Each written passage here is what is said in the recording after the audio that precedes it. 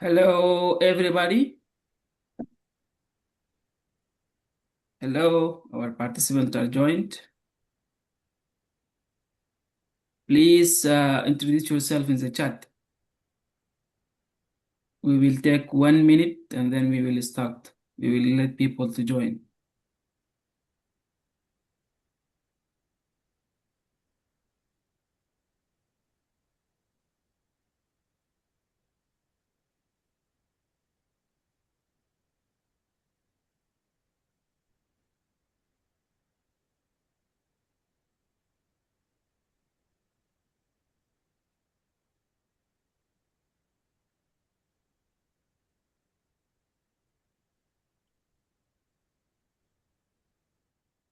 Welcome, everybody. Please introduce yourself in the chat. Where are you coming from?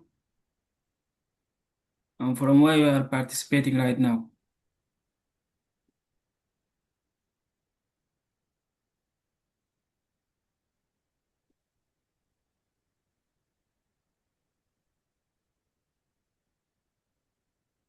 Yeah. Hello, everybody. Good morning, good afternoon, and good evening from every part of the world you are joining.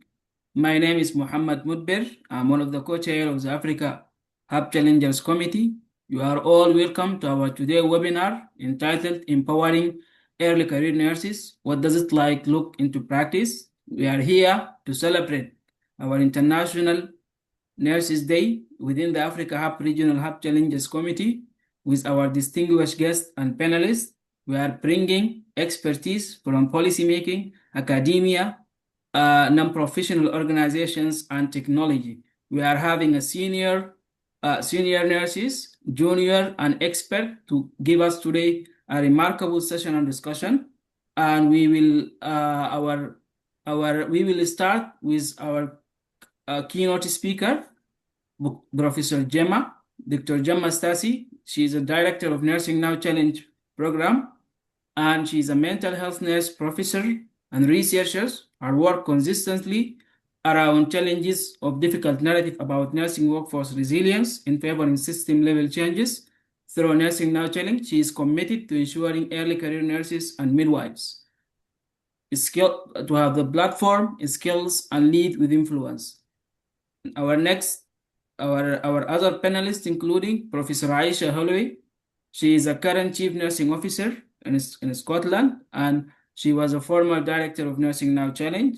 Then we will have our distinguished guest coming from Malawian Nursing Association, Dr. Salah Komaki.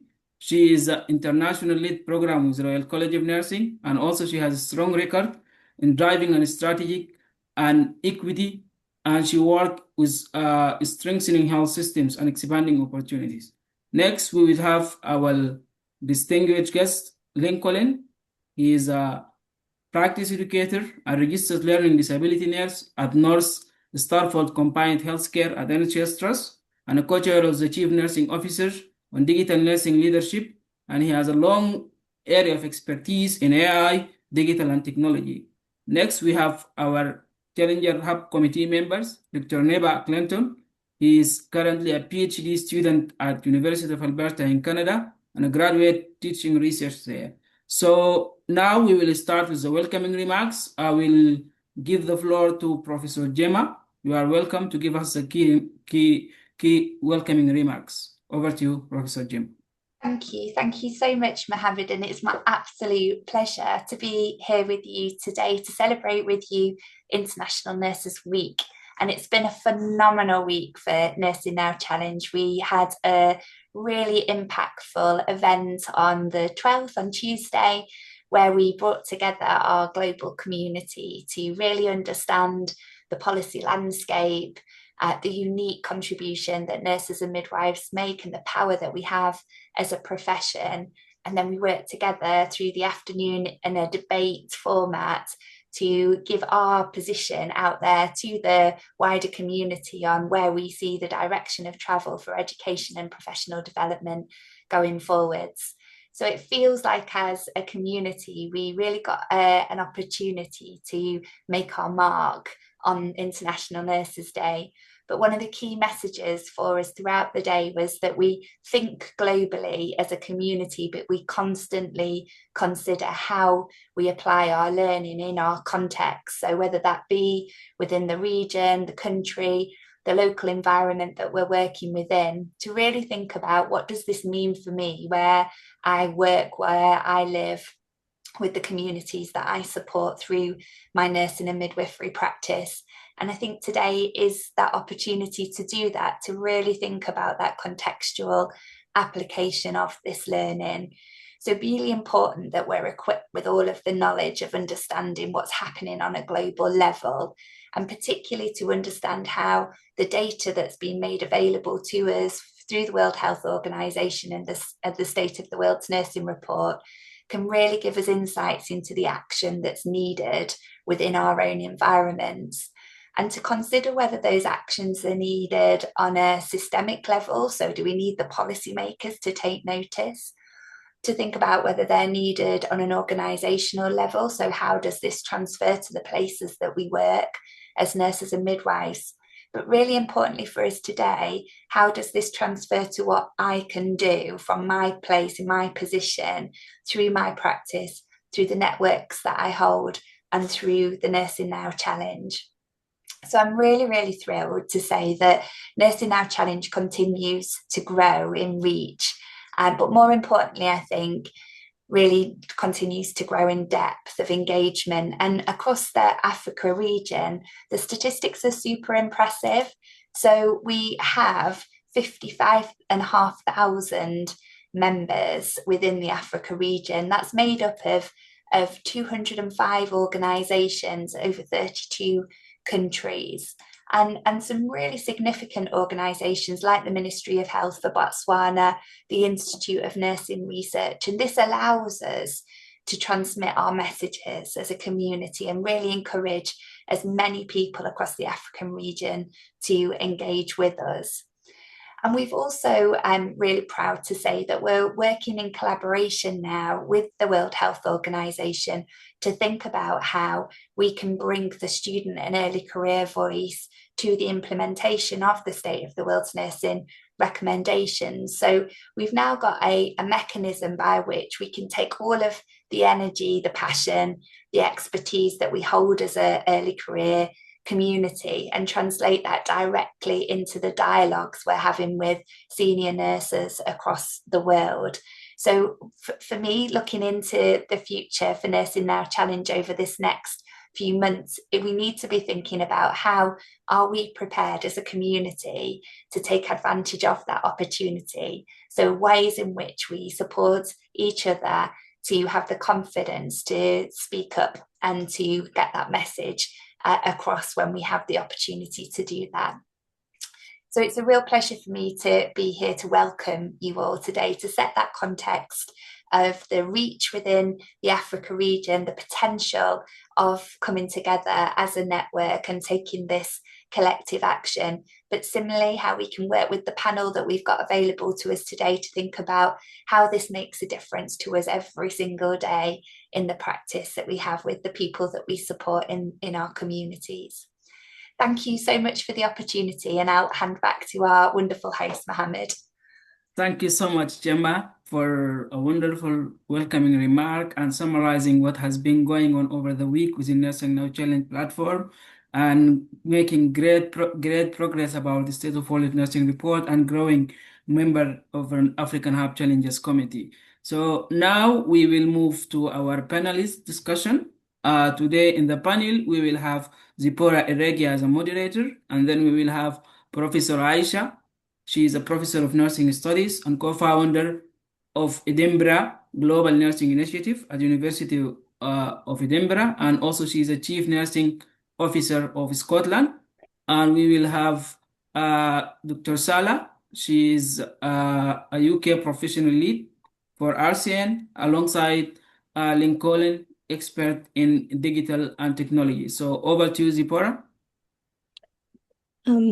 Thank you so much, Mohammed. And it's very exciting to be here and really have like a practical conversation about, what does this look like for practice, in practice, the empowerment of nurses. And thank you, Gemma, for setting the scene so nicely. I really loved your point on how this cascades down from policy down to the organization and now to nurses and midwives such as myself. And that is going to be the heart of our conversation today. And so just to open this conversation, I wanted to ask all panelists, um, what does the phrase empowering early career nurses mean to you, just in one sentence? We'll start with Aisha. Oh, thank you. Lovely to be here and see you all again. Wonderful. I can see Lincoln's face, and it's wonderful to hi, Lincoln and Maureen and Salah, everyone. Gorgeous to see you, and thank you everyone in the chat, and also to Gemma as the program director for her opening remarks. And I guess in one sentence, what does that mean?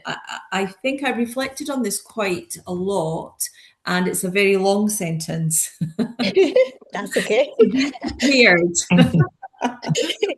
And I've thought about the journeys that many of you have had, and perhaps some people here are just at the beginning of that journey, and I guess we never finish the journey. But I think it's about creating the conditions for where early career nurses and midwives can understand their value, can know their value, can feel their value, and are told of their value. And in doing so, that can instill that value in themselves. And I think that value transcends into care, and that care is valued. And in doing so, facilitate the exploration of their purpose, their values, and provide opportunities for safe spaces for nurturing, for opportunities to challenge themselves and others, and to be agents of change and agents for change. And underpinning that idea is respect, equity, integrity, and impact, because at the end of the day, that's what we want to achieve. Thank you. Thank you so much. A long sentence indeed, but sorry. That's okay. I think what I loved about that answer is just showcasing that this is not a one-time thing. Like we're just not empowered today. Like it's a continuous process of learning and an active engagement in that creation. Thank you, Aisha. Over to you, Salah. What does empowering nurses mean to you? Thank you, Zipporah, and thank you, everybody online, Professor Gemma Stacy. Thank you so much, Mohammed. I will take you calling me Dr. Salah as an indication of the future, so I'll accept that. Professor Aisha, lovely to meet you, and Clinton and everybody else online, lovely to meet you. So I want to say Mulimwanji because I come from Malawi, and I love carrying my heritage everywhere that I go. And once again, it was very difficult to put that into one sentence before. I think you wanted to challenge us, didn't you? But for me, once again, it's about the journey. So from very early on, from the moment you're a student, the ability to empower our early career nurses, it means that we have to be very deliberate in creating those opportunities and ensuring that we have a voice, and also creating that safe space, like what Professor Aisha had demonstrated very clearly, and also having time. There is something about time to be able to grow. And through that, there is a need to have that meaningful investment and very authentic engagement. So it's not a one-off 30 minutes process in terms of empowerment, but it is actually about walking the walk, the talk. So a lot of places we talk about, oh, we're going to empower you, but what does that look like in everyday practice for a student nurse and an early career a nurse as well? And this is beyond, I think for me, it's also about learning beyond the classroom. So building those essential soft skills that are very difficult sometimes, especially when we are learning, we're always focused on building the competencies and the clinical skills to be able to go out and do the job. But then there is something about those soft skills that enable us to have those hands-on experience to be able to do and to build our confidence and to be able to grow and adapt and become and create that really, really strong professional identity. So for me, empowerment is a journey from the moment you start, and it's about creating that strong professional identity and ensuring that there are systems in place that will allow you to be able to do that. Yeah, I love that. Being deliberate and actually creating time for this to ensure that we are growing daily. And to you, Lincoln, what does this mean to you as especially an early career nurse? Oh wow, yeah. Thank you so much, CP, and thank you, Professor Stacy, Professor Holloway. Sometimes I call it Baroness Holloway. Either way, but Salah, Mohammed, everyone joining us today. I mean, for me, empowering early career nurses means making sure they are seen, they're heard and trusted to lead from the very start of their careers. I say that because I've experienced how powerful that can be in my own journey. Professor Stacy and Professor Holloway did not just support me; they helped me to recognize the value of my voice, and then created those spaces that I could grow, contribute, and lead with confidence. So that to me is what empowerment looks like in practice. Love that, the leaders who have gone ahead of us, just holding space for us and mentoring us. Thank you very much. And back to you, Aisha, just wondering from like your policy and leadership perspective, what do you see as the biggest barriers systemically that prevent us from feeling truly empowered? I mean, I find this quite an interesting question because those systemic barriers exist in all of our spaces. So whilst the question is about leadership and policy, I think they may be amplified in some places, but I think ultimately they still exist within everyday life.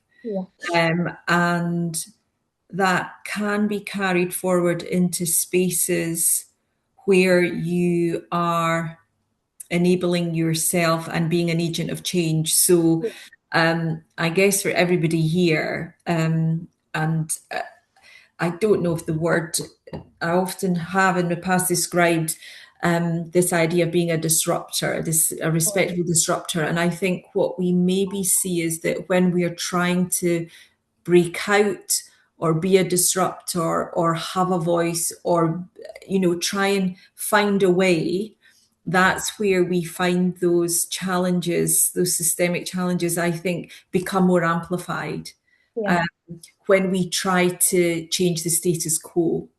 So and if I reflect back on my career, I think some of those barriers come from ourselves. Now, that's not to say that we are responsible completely for that, but I think as nurses, we inhabit an identity. It's difficult when there are role models not available for us, or as you say, people who exist in those spaces are not creating opportunities or space for others. But there is something I would imagine I know many people on this meeting, and some of it I don't know, but I know every one of us, including myself, and it continues today. It doesn't stop. Just Gemma will agree to this. Just because you have doctor in front of your name, just because you have professor in front of your name, it can help, but it just is the way of the world at the moment. So what I found as I've grown into myself and into the roles that I've had is that I can't overestimate this. I found it particularly so in my new role, for example, but really having that grounding of who you are, your moral compass, your true north, and really using that as the stabilizer. Yeah. for the challenges that you're facing, and the space around you. I wouldn't say being hostile, but it feels like there's no way through.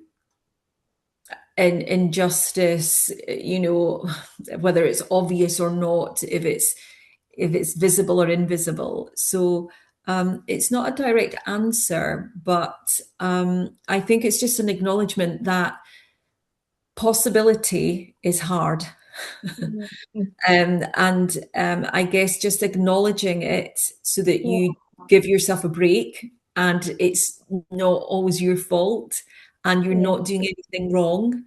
It's just staying with it, and that is the importance of organizations like Nursing Now Challenge, because that can be that safe space. It can be that community that will hold you while overcoming these challenges. And I have to say that's what Nursing Now Challenge is doing. It is pushing those challenges, and sometimes that's too much for one person. And so we have to utilize the networks, the other organizations that can do that for us. So maybe less about the challenges and more about how we ourselves manage it and how we can overcome it through the right networks. Yeah. I mean, I love that response because it sort of like alludes to our own responsibilities in also like challenging ourselves and remaining grounded, as you mentioned. And to you, Sala, I wonder then in overcoming these challenges, what would you say, or what does empowerment look like for early career nurses in practice today?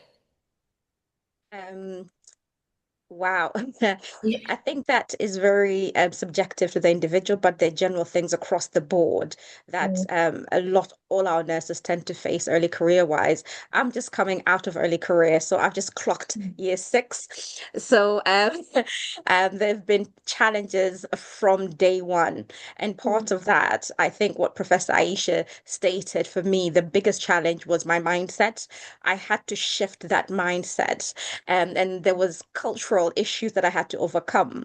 So, for example, we are taught that when you go to school, focus on your education, everything else is a distraction. And then my own worst enemies were my own people who were surrounding me, telling me, calm down, stop running. So thinking about what am I surrounding myself with? So you're starting with the challenges that are very close to you as a person. And sometimes it could just be your circle of friends, your circle of influence that can be challenging. And because they're the ones who are supposed to support you to break out. And then when you go into practice, that challenge of you're on the shop floor. I qualified in COVID. So day 1, critical care, you go into COVID, day 2, day 3, you are trying to learn, but yet there's an expectation that now you're qualified, you are a practitioner, and all of a sudden you're autonomous and you're expected to perform. And you're like, I think I don't know what I'm doing.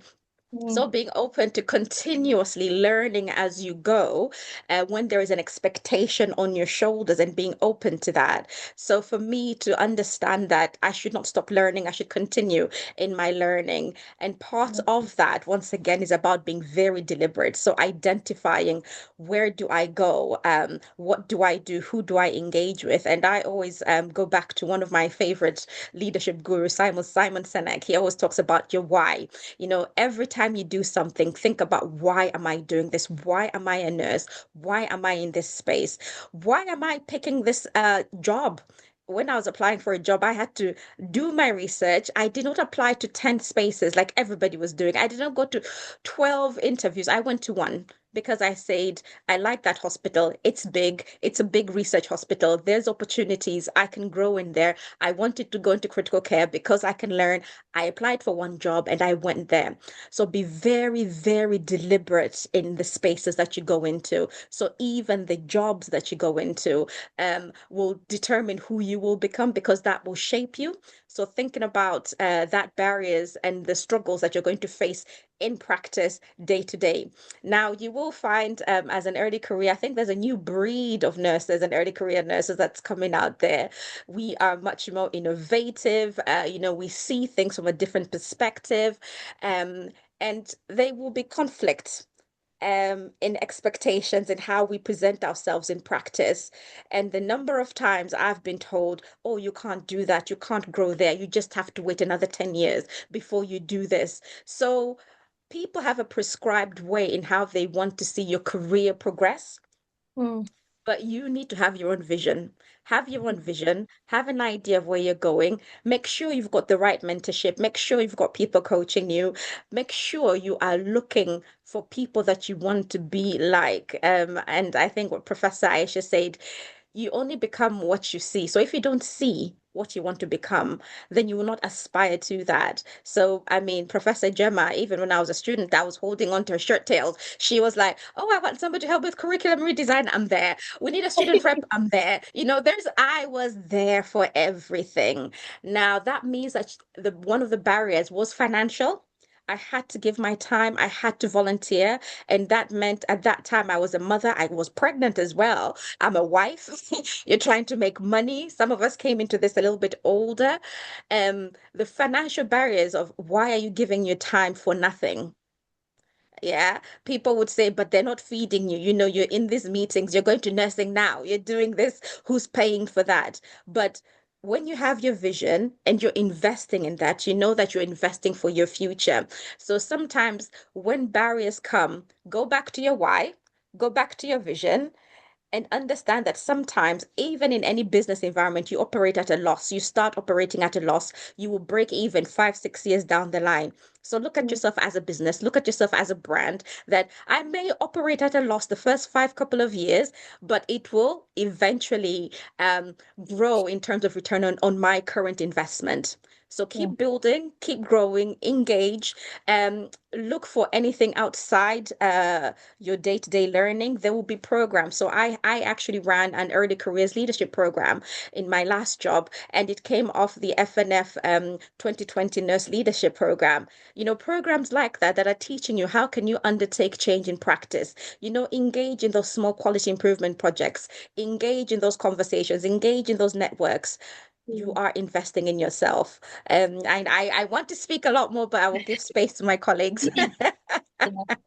No, but really, thank you. I think we have a tendency of assuming that empowerment means somebody needs to be doing it for us. But thank you for bringing that perspective of our own role in that journey. And I wonder, Lincoln, is this your experience, or how has this empowerment looked like for you in your own career? Oh, wow, Sally, Sala, sorry, that's so inspiring, and Professor Holloway as well. I think, yeah, for me, empowerment in my early career, it just did not come from one, dramatic moment. It literally came in different layers. So, I was born in Zimbabwe. I moved to the UK at the age of 10. So, for a long time, we carried that quiet question of whether someone like me really belonged in certain rooms. So, then learning disability nursing really helped to shape me because it really centers people's voice that are often too pushed to the margins, really. And it taught me that, one of the most powerful things you can do is to show up for yourself fully, really. And the first layer really was in clinical supervision. And I know, Gemma, I was going to mention this. So it was in 2021 during the pandemic, I undertook a resilience-based clinical supervision program, and I met, Joanne Bosenke, that experience really, it taught me that caring for yourself is not a weakness. That processing difficulty is just not a failure, really. And ultimately, when you really think about it in around that time, that, resilience is just not about being unmoved, really. It's about being grounded enough to keep moving anyway, really. So, and that second layer, I was around mentorship as well. Professor Stacey has worked with me from being a student nurse to a newly qualified practitioner, going into practice education team, into international spaces, such as, this, the Nursing Now Challenge. So I think for me, what she gave me the most really is just no guidance, but a model of leadership without ego. That's what I want to say here. She treated me like someone with something to contribute before I fully saw that in myself. And then, catching up with Professor Holloway as well offered me different but really equally, important kind of mentorship, helping me stay grounded in those moments and just trying to protect my energy as well and staying focused on that purpose. rather than, it can be a bit noisy. And I think for me, another third layer really was saying yes before I felt fully ready. I'm very honest about the fact that I'm not a digital nurse, for example, although I got a background in IT, but I had a passion, and a perspective and a belief that nurses should be in rooms where digital decisions are being made. So saying yes to those opportunities, it opened doors, to policy conversations, international platforms as well. And, that work helped to ensure early career nurses are included in wider professional strategy. So that taught me that sometimes empowerment looks like walking into the room before your confidence really has caught up with you, which is, really, really important. But yeah, that's just a little brief overview of, that early career voice. Yeah. Yeah, I like that. And I love that we keep coming back to the same themes, like being grounded in who you are, the questioning, the knowing your why, the putting yourself in those rooms and demanding your space. And I love that. Back to you, Aisha. How do you think leaders, even just at the ground level, ward managers, how can they create space for, early career nurses like myself to be better supported as we even think about empowerment? Yeah. Yeah, thank you. I'm going to use an example that we have here in Scotland with Nursing Now Challenge, actually, and where they have embraced it. And I think where we see that happening is in spaces within clinical settings where that mindset is there that Salah talked about. It is more challenging,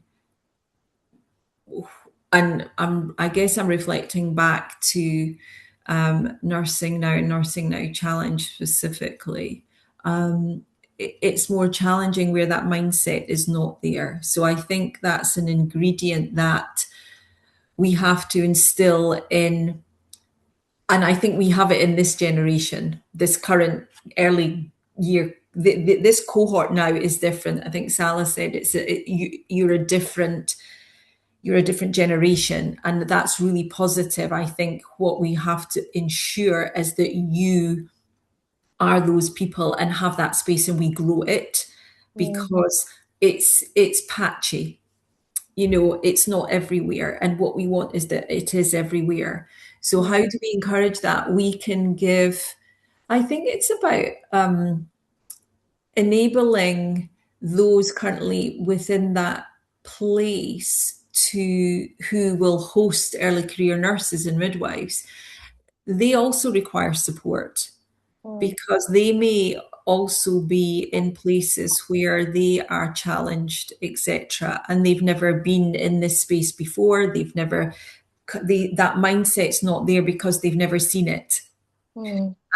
So I think it is about, I think you start using much more higher acuity and functioning skills here, where you're able to step back and think, why is it difficult? And why is it a challenge for them to embed and create these opportunities, and what can we do to support them? So first of all, acknowledging that, rather than being like, well, it's not happening there, so let's go somewhere where it's easier. And I think we have to address those areas where it's challenging, because that's where support is required also. So, I see that we have a focus here on early career nurses, but there are everyone within that career. At some point, you will move into that next space and the next space. And how do we, build you for that? And how do we build those spaces for you to do that? So, and I think the other thing I find myself saying to colleagues who are maybe not in that space, it's having courage to let go and to give over that space. And you could say power, but I sometimes say, what do you think is going to happen if you just let them? You know, what's going to happen when you say, what do you think? I'm not asking you to say how you think this is going to work.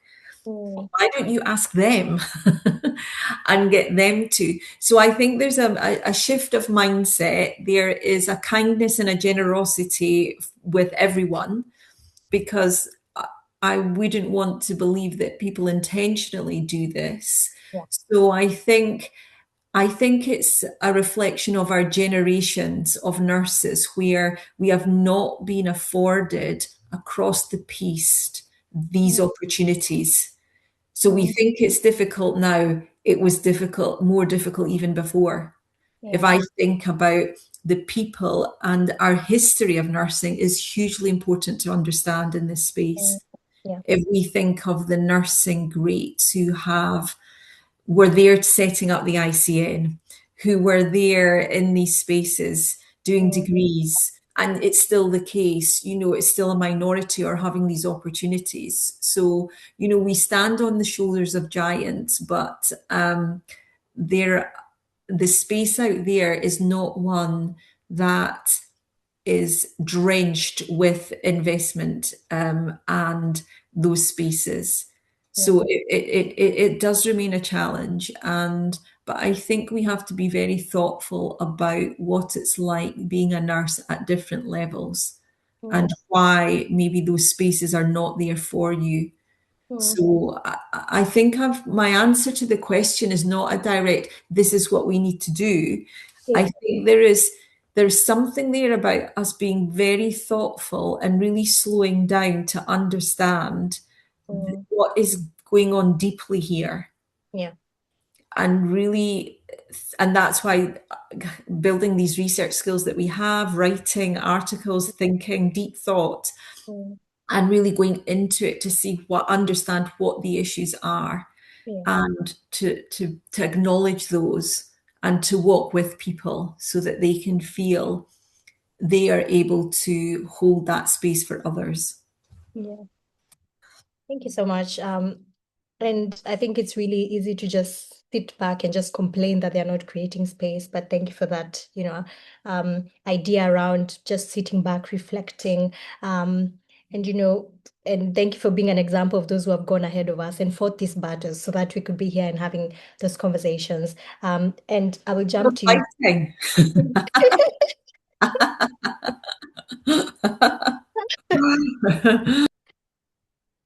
Yeah, and I will jump to you, Lincoln. Just wondering, how do you see like technology and AI sort of like playing a part in the empowerment of nurses, or in like providing that space for us to be empowered? Don't get me started. I'll be here all day. Trust. Yeah, I just want to, you know, begin by reframing the question slightly, you know, because I think we often ask, what will AI do to nursing? When the far more powerful question is, what can nurses do with AI?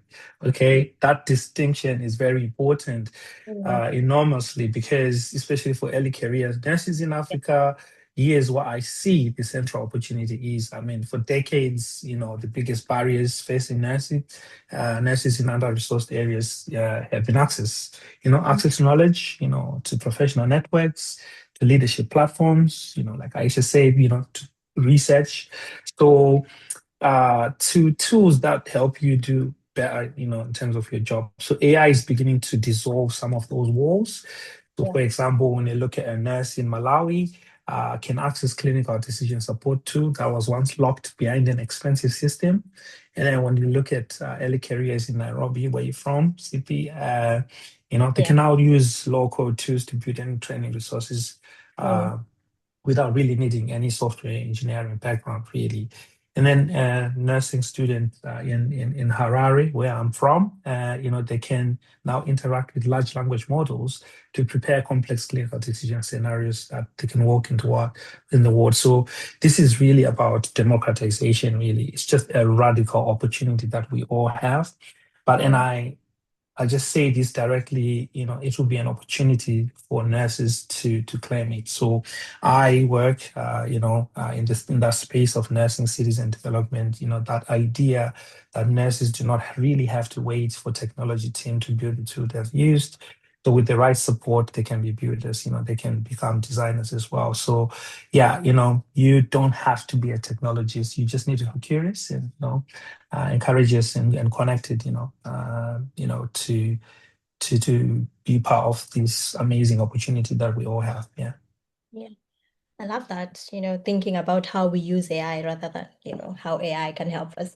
And Yeah. Salah, I just wonder, you're working with international health teams and nurses across borders. I just wonder, how do you think we can create intentional spaces of leadership for early career nurses who may not feel ready, who may not feel like they got what it takes to, break the glass ceiling and all that, but how can we just build intentional leadership opportunities for them?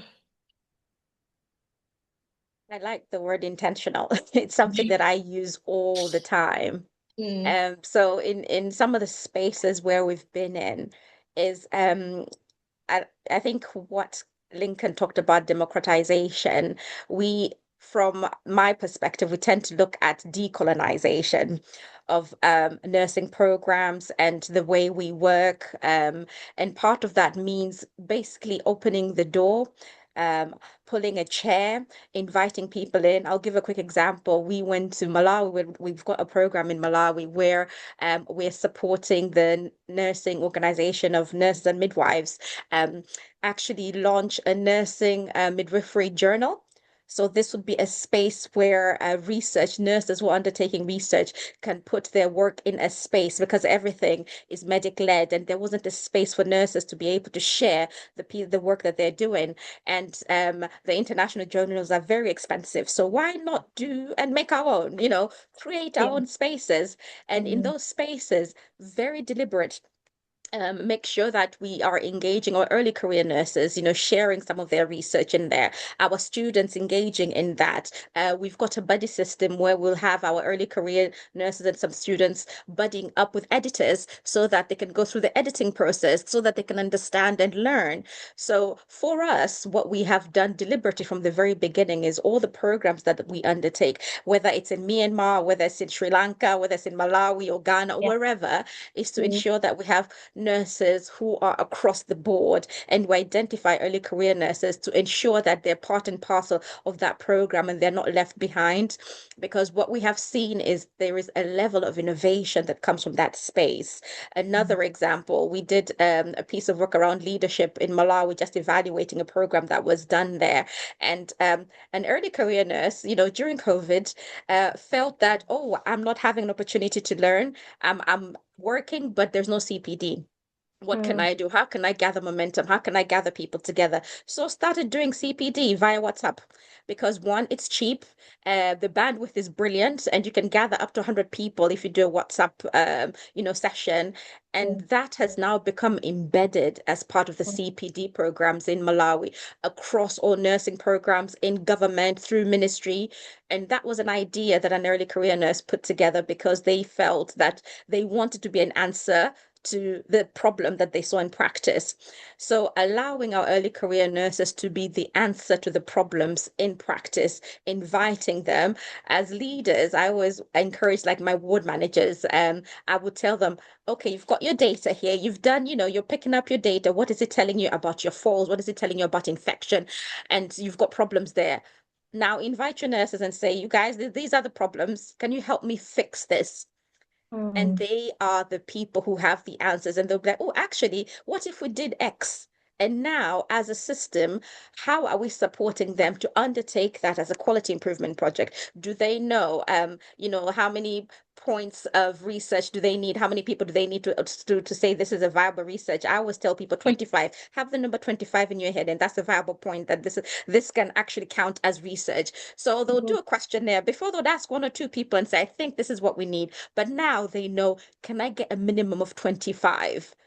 So that they start thinking like researchers, and that becomes part and parcel of what they do every day. And I always ask and tell them that when you are solving problems in practice, come back, reflect, have a discussion, and actually look at it, because you are doing something so much more bigger that other people can learn from. we had nurses in one area, I think was it Tanzania or Malawi, where they basically just said, this was a district nurse. Oh, we have reduced a maternal mortality rate from 6 to 1. And now the mothers are not coming anymore. We're doing great. What did you do? They did something. What was it that you did in that space that reduced that? And what can we learn from there? How can we then share it with other spaces? So, very much so, it's about being very, very, very deliberate and engaging and bringing people along with you on that journey, because everybody has a level of experience, a level of expertise. It doesn't matter even if they started just yesterday, they would have been managing finances in their home, so they'll probably know how to manage finances on a project. Utilize those skills that people bring with them into those spaces. Yeah. I love that. And there are definitely a lot of opportunities, like you're mentioning, in research, and like Lincoln was saying, in AI, and even just for the young nurses who are here, you have a responsibility to step into those spaces, whether you're ready or not, as Lincoln put it so nicely. This will end our panel discussion as we give time for Q&A. And I just want to give 30 seconds to each panelist. What would you want an early career who is listening to us today to leave with from this conversation? And then I will give it over to Nibar and Mohammed. We shall start with Lincoln. With me. Okay, thank you. I just wanted to say, I came in this space as someone who was born in Zimbabwe, moved to England at 10 years old, and spent years quietly wondering whether I belong in rooms like this one. And I want every early career nurse watching this today to hear what it took me to learn. It took me quite some time to learn, really. But belonging is not something that is granted, it is claimed. So you claim it by showing up, by speaking, by building, okay, by mentoring the person behind you, even as you are still learning yourself. Africa doesn't need the world to give you permission to lead. That's what I'm thinking here. It is already leading. We just need to make sure that the world is listening. Thank you, Lincoln. Salah? I think to follow on what Lincoln is saying, be brave. Be brave, be courageous. Step into those spaces where you see a gap. Step into that gap. Be the answer to the problem. When you see the problem, don't wait for somebody else to fix it. Be that change agent. And most importantly, believe in yourself. This is a journey, and show yourself a bit of kindness and a bit of grace. It's okay to fail. Yeah. All the great inventors out there, they would have failed 300 times, 500 times. What my daughter, she's 10, she said to me, Mommy, that's not failing. It just shows you found 300 ways of how not to do it. So learn from those failures. Do not be afraid, because that's just called learning. And I think that's one of the biggest fears that we have in our lives, is that, oh, if I step into this space, I will fail. It's okay. It's okay to fail. It just means that you're learning. Oh, thank you. And finally, Aisha. Sorry, Zippy, is this, I was so busy listening and then looking at the questions. There's a couple of big questions in there, but anyway, so do you want final kind of reflections? Because I actually think one takeaway for nurses who are listening to us today.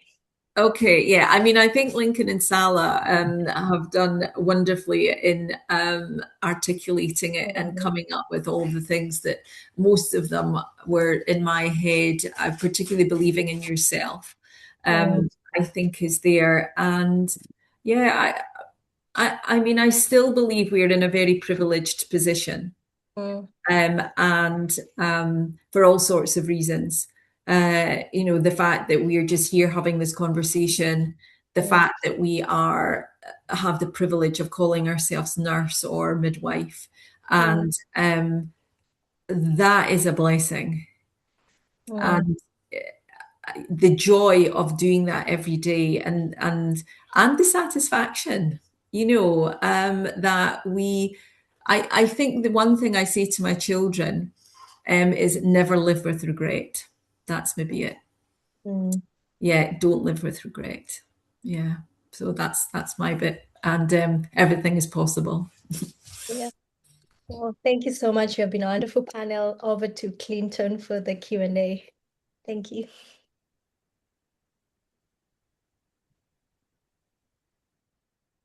I think, Clinton, you are muted. Oh, yeah. Oh, sorry about that. I just want to say thank you so much for the wonderful conversation. I've been highly inspired this morning. And we have 4 questions coming from the Q&A section. I don't know if we want to go live or some people can send them on chat. But the first question says, how can the Nursing Now Challenge support the mid or late career nurses who are just finding their vision?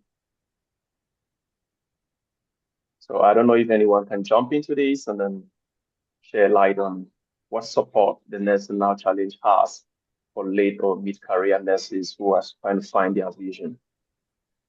I think, Gemma, you can jump in. Yeah, happy to give some insights into that. I think there's something about the Nursing Now Challenge offering us an opportunity to learn, and there's a huge program of different kinds of topics which are delivered by the world leaders in those areas.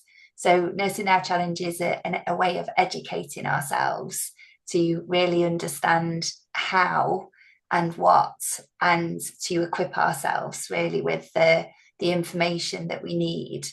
And then there's something about leaning into the opportunities that Nursing Now Challenge offers.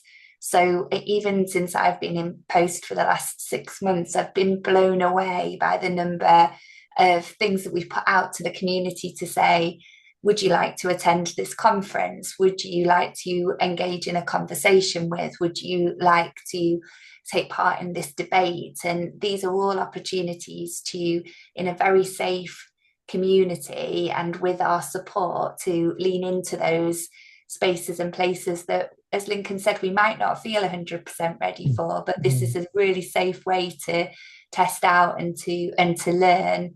And the other thing is really about that mentorship piece. So Lincoln was really gracious in saying that mentorship has come from Professor Aisha Holloway, from myself, but I see really some very powerful mentorship happening constantly within the network itself.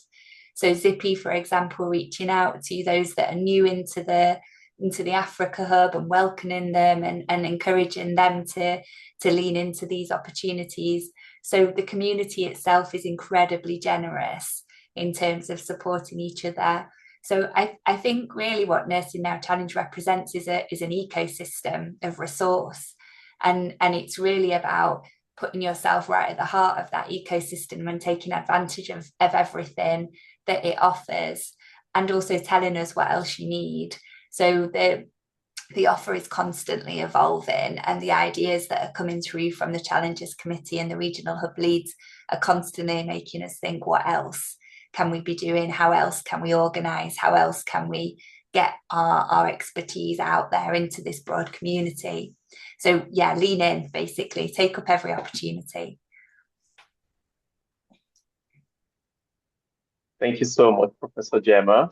That was such an insight into what the Nursing Now Challenge has presently for the nurses out there. So please grab the opportunities, go to the Nursing Now Challenge website, look through it carefully. You're going to see many, many opportunities that can work for you as well. So we have this other question.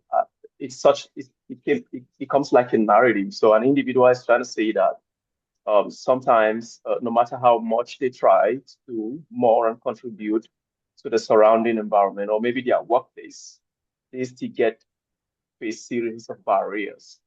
And most times these barriers tend to push them away. So this individual is asking that how do they go around that feeling of loss? For example, if they've worked in a place, but their input were not appreciated. They've worked for like 3 to 4 years, their inputs were not appreciated, and they just pushed them maybe away from the departments in which they were working. Now they have to start in another specialty. in their early career, they feel frustrated, they feel challenged in many ways. So how do they go around this kind of scenario and don't give up their dreams? Can I say a little bit about this, and somebody else can just come into it, because and Salah, actually, I'll let you answer. Okay. I think a lot of people will experience elements of loss at some point in life, and we have to appreciate that it is part of life. And when you do come across loss, you have to acknowledge it. You have to face it, you have to deal with it, and you have to get support. So make sure, one of the things I always say, and I try to role model this, that you surround yourself with people who speak life into your life, people who support you, who will encourage you. And when you're going through this, find space to be able to heal. Now, I'm going to read a quote because this quote has kept me through. It's been difficult. It hasn't been easy. I'm going to say this very, very quickly, even though I've worked the journey about 5, 6 years. Dr. Joan Myers, I don't know if some of you know of her, but she says, go where you are celebrated. Do not stay where you are tolerated, because whenever you are denigrated, you will never be appreciated. So you need to move yourself and go to spaces where you will be celebrated. And spaces that don't celebrate you, they will break you. And you have to protect yourself. And once you identify that this is not a place for me, it's okay. Not every space is not for you. Move into a space that will help you grow and thrive, right?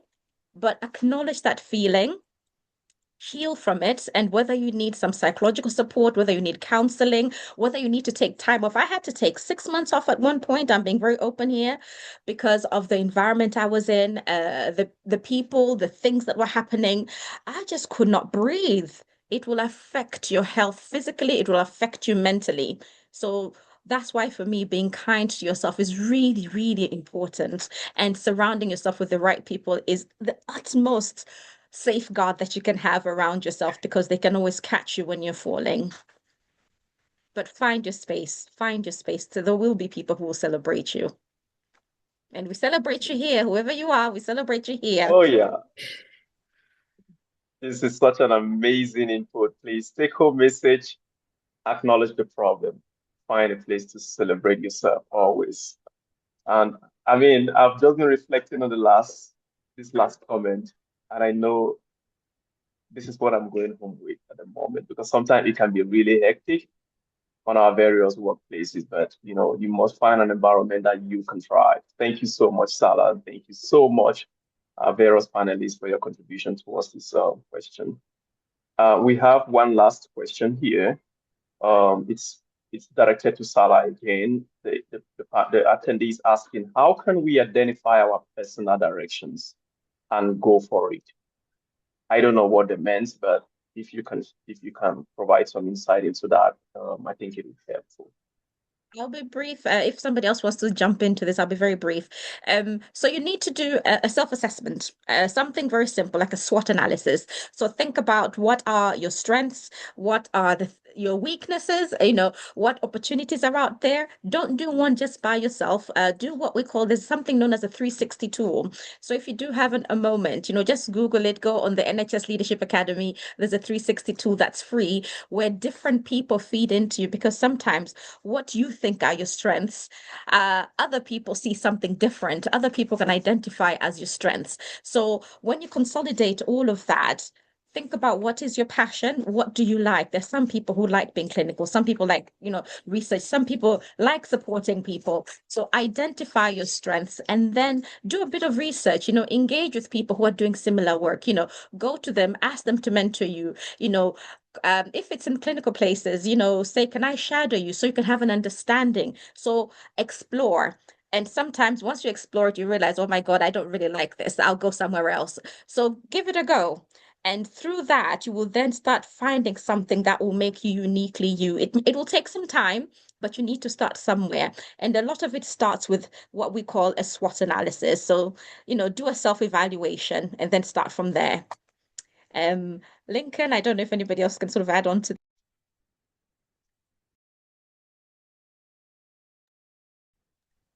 Well, Well, go that's ahead, amazing. No, I just thought I kind of missed that, Salah. That's that's super cool. That's amazing. Thank you. Well, what a wonderful conversation. We had a very nice conversation from our panelists, and we have a wonderful session about Q&A. Now we are running out of time. I'm going to summarize in less than a minute what have been going in here. From a leadership perspective, creating enabling environment to empowering early career nurses is a key message is that every leader that who is currently in a leadership position should ask himself one question: why this situation is happening, and create enabling environment to support him. From a clinical practice perspective, we should, as a young nurses, to be enabled to be a part of the solution. From early career nurses and empowerment, you just need to go and claim what you have to do and be resilient, and remember, everything that you want to get it today, you need to take a courage and being in a leadership and being empowered in order to get that position that you want. So thank you all, our distinguished panelists, our guests for today's webinar, and thank you so much for being with us today. And over to you guys. Goodbye and see you all. Thank you so much. Thank you. Thank you. Thank you. Thank you so much. Bye, everyone. See you. Thank you. Bye.